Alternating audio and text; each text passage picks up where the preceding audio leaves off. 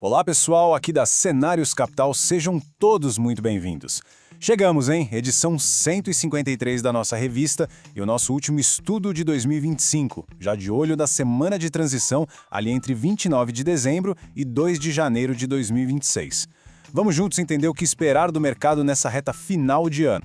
Pois é, a gente está naquela semana bem particular, né? Aquela que funciona como uma ponte entre o ano que está acabando e o outro que está para começar. É um período com uma dinâmica de mercado toda especial e o nosso objetivo aqui é justamente esse, nos prepararmos para essas novas perspectivas. Vamos mergulhar nisso. Então, para a gente começar a entender essa semana, o ponto principal é um só: liquidez reduzida.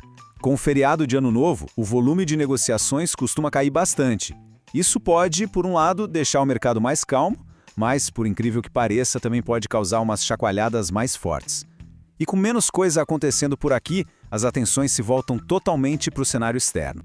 E esse calendário aqui deixa bem claro o porquê disso. Repara só, quarta e quinta-feira, feriado aqui no Brasil e também nos Estados Unidos. Ou seja, menos dias de pregão.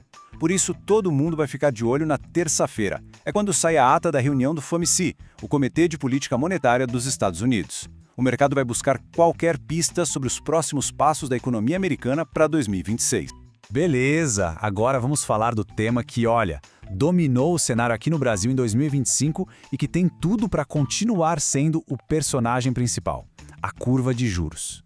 A pressão sobre ela continua sendo o fator que define o jogo para os ativos brasileiros.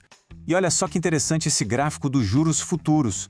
Como a gente vinha acompanhando, a curva de juros deu aquela reagida num ponto bem importante, um suporte técnico que a gente chama de retração de Fibonacci, e agora está ali, testando aquela linha vermelha para baixo, a famosa linha de tendência de baixa, LTB.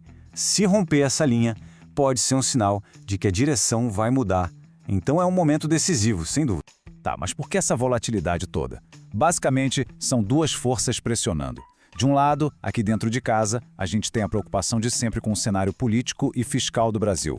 E do outro lado, vindo de fora, qualquer coisinha que os Estados Unidos sinalizem sobre a política de juros deles acaba ecoando e ampliando os movimentos por aqui. E toda essa pressão, claro, aparece nas expectativas do mercado. Dá uma olhada no que o relatório Focus do Banco Central está mostrando. Se a gente focar ali na coluna de 2026, o mercado já está projetando uma inflação de 4,06% e uma Selic que continua salgada em 12,25%. São esses números que funcionam como uma bússola para as decisões do próximo ano. Então o resumo da ópera é esse. A gente fecha 2025 com uma Selic de 15% ao ano. Isso nos coloca simplesmente com a segunda maior taxa de juros real do mundo. E o recado mais recente do Banco Central foi bem direto, né? Não tem plano para baixar isso já em janeiro de 2026. É esse juro alto que dita as regras do jogo. Bom, com todo esse cenário macro na cabeça, a pergunta de $1 milhão é: e as oportunidades? Onde é que elas estão? Vamos mergulhar agora no nosso estudo de ativos para ver como isso tudo se traduz na prática.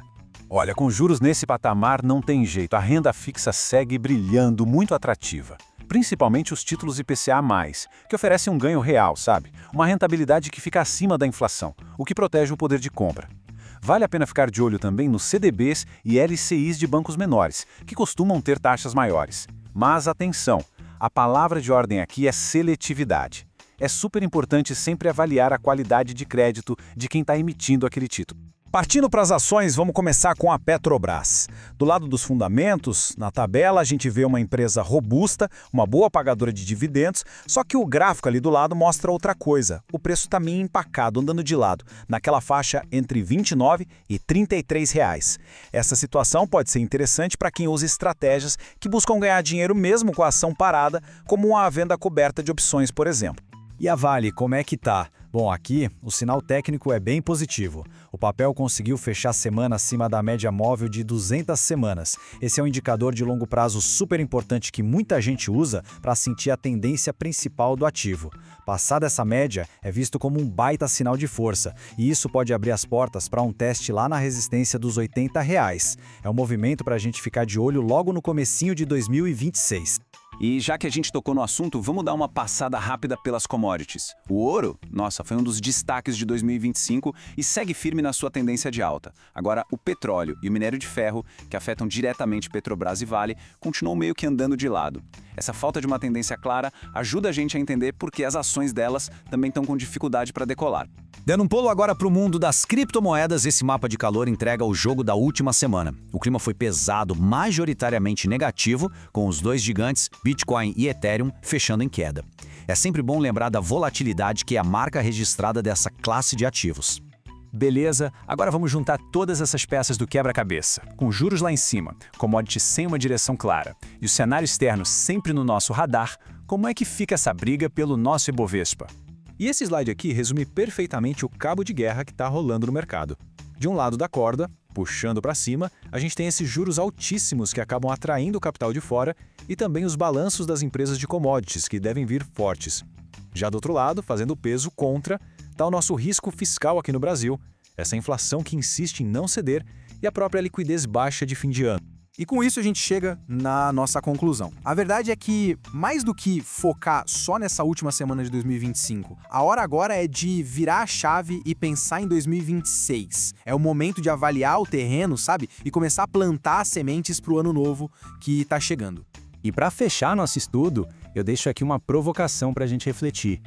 Com base em tudo isso que a gente conversou, sobre juros, inflação, o desempenho dos ativos, a grande questão é: quando a gente olha para 2026, quais sementes de investimento parecem ter o maior potencial para florescer numa carteira? Em nome de toda a equipe da Cenários Capital, eu quero desejar um excelente e próspero ano novo para todo mundo. Se este nosso estudo ajudou a dar uma clareada nas ideias, não esquece de deixar aquela curtida e compartilhar, combinado? E se tiver algum ativo específico que queira ver por aqui, é só deixar o pedido nos comentários que a gente olha com carinho. Para mais conteúdo e outros estudos, é só acessar o nosso site www.cenarioscapital.com.br. E lembrando, é Cenários com o EN. Um grande abraço e a gente se vê em 2026.